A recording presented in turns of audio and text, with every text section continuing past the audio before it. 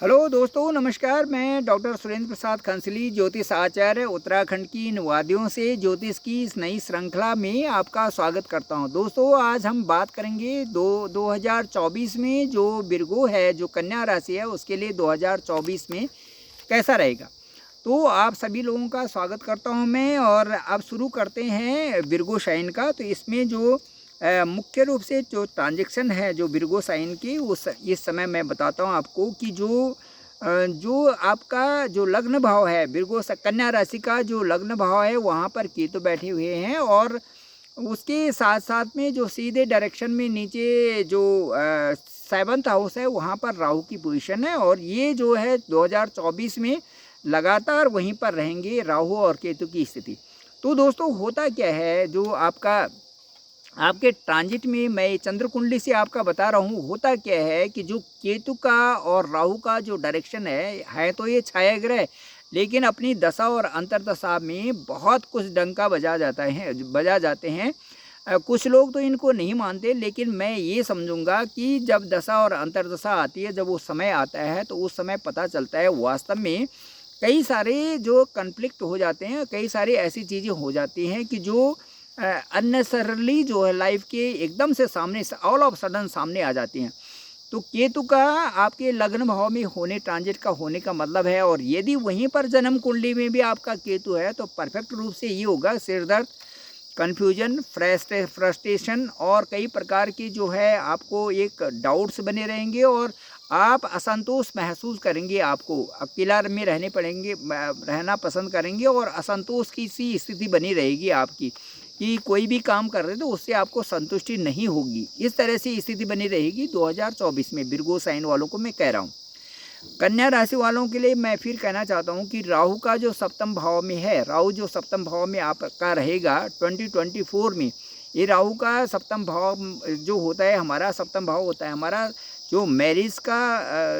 जो शादीशुदा वाले लोग होते हैं उनके अपनी दिनचर्या चलाने के लिए, मैरिज लाइफ के लिए होता है सप्तम भाव, अपने पार्टनर के लिए भी होता है,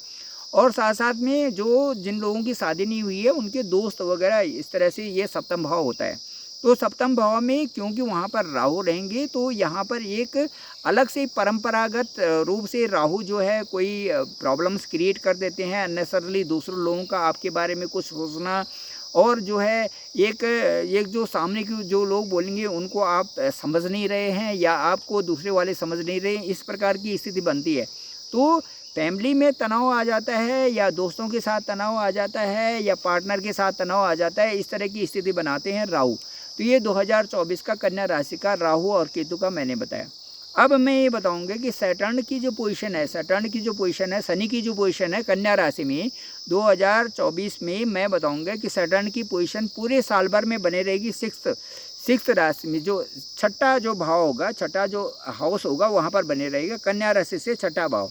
अब वहाँ पर जब सैटर्न की स्थिति बनी रहेगी, तो वो अपने आप में एक अच्छा है इस पर्पज़ के लिए कि जैसे वो छठा हाउस माना जाता है, शत्रु भाव माना जाता है, ऋण का भाव माना जाता है, या कंपटीशन का भाव माना जाता है, इस तरह से और चीज़ों का माना जाता है। तो ये तो ठीक है कि जो रोग का भाव माना जाता है कि सैटर्न वहाँ पर हैं, तो उन चीज़ों पर उन चीज़ों से थोड़ा सा आपको रिलैक्स होगा। जो चीज़ें वहाँ पर होनी होती हैं, छठा भाव जिस चीज़ का होता है, मामा का हाउस होता है, मतलब जो इस तरह से होते हैं कि वहाँ पर जैसे झगड़ालू या डिस्प्यूट है, कोई इस तरह से चीज़ें होती हैं, उनमें आपको राहत मिलेगी। ये तो पक्का है, क्योंकि वहाँ पे शनि अपने घर में है और अपने स्थान में है, तो उन चीज़ों से राहत मिलेगी आपको कि अननेसरली आपको कोई परेशान न कर दे, या परेशान भी करता है तो आपका जो बोला हुआ है उस पर असर पड़ेगा। इस तरह से स्थिति वहाँ पर शनि की है। तो शनि डोमिनेंट है, तो आपको भी वो डोमिनेंट ही बनाएंगे, और अच्छा आपकी तरफ से जो रिप्लाई होगा, या आपकी तरफ से जो भी आप करेंगे वो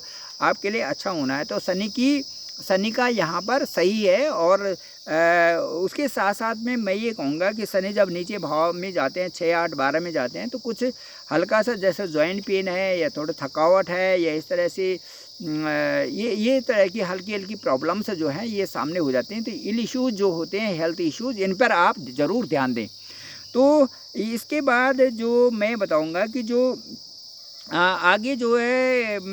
जो गुरुदेव बृहस्पति हैं, ये आपकी 8th हाउस में रहेंगे अप्रैल तक ये वहाँ पे रहेंगे 8वें घर में। और 8वें घर जो 6, 8, 12 अच्छे माने नहीं जाते, तो बहुत अच्छे रिजल्ट तब तक तो देंगे नहीं वो, जब तक 8वें भाव में है। यहाँ पर वैसे भी वो गुरु चंडाल योग में थी, अब ये ख़त्म होगा और उसके बाद जो है 30 अक्टूबर को ख़त्म होगा। 30 अक्टूबर तक तो आप कोई भी इस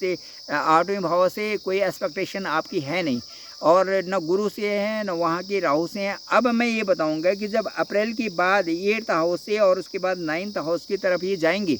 तो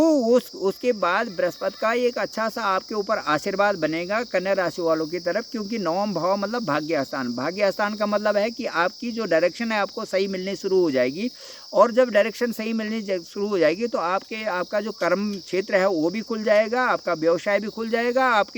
आपको जो कामकाज कर रहे हैं वो भी खुलेगा, और साथ साथ में जो